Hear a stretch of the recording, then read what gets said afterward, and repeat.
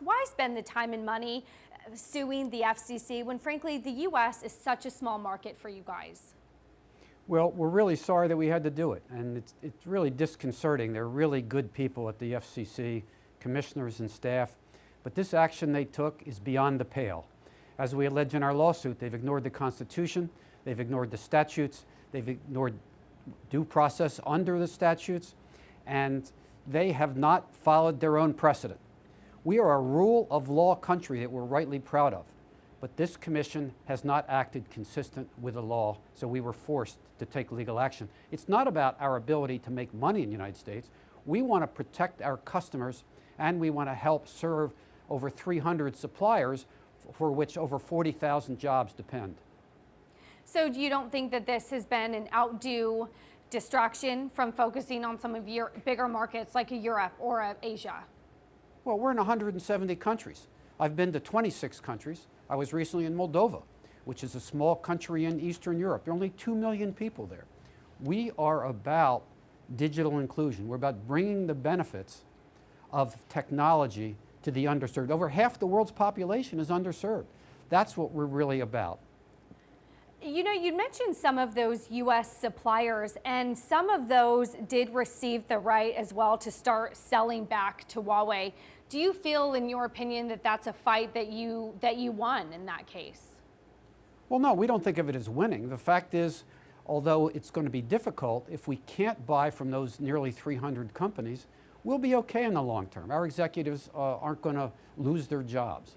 But we think there's a greater likelihood that a lot of Americans are going to lose their jobs. We believe those jobs are really a pawn in the U.S. trade war. And it's really unnecessary, and it's not related to national security that those companies are not allowed to sell to us. So you'd like to see the Huawei national security issues separate from the trade war? Well, we believe that the issues related to security, and I was just participated in meetings at the United Nations in New York on Tuesday, where we were talking about what's necessary to promote a safer cyberspace. And it requires a joint responsibility between governments and private companies, between the telecom operators and the equipment vendors. There's sophisticated malicious actors in cyberspace. We have to make sure that we test everybody's products, test the code, hold the companies and the governments accountable to do the right thing. And that's the kind of conversation we'd like to have with the U.S. government, but unfortunately they're not willing to talk with us. At least we could discuss those issues at the United Nations this week. So what do you say to people who have concerns that Huawei is turning over data to the Beijing government? Well, the fact is that at least 5 nations in the world have the ability to hack into everybody's technologies and products. So to make America safer, we have to make sure that mechanisms are in place that govern the telecom and mobile operators, the equipment suppliers, regardless of where they do business, regardless of where they're headquartered.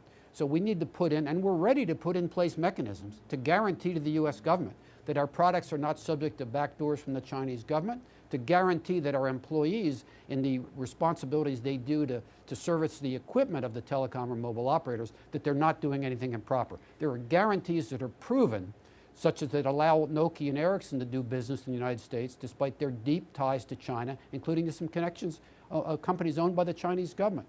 We want to have those discussions. It's not about trusting anybody, about putting mechanisms in place to guarantee that we're safer.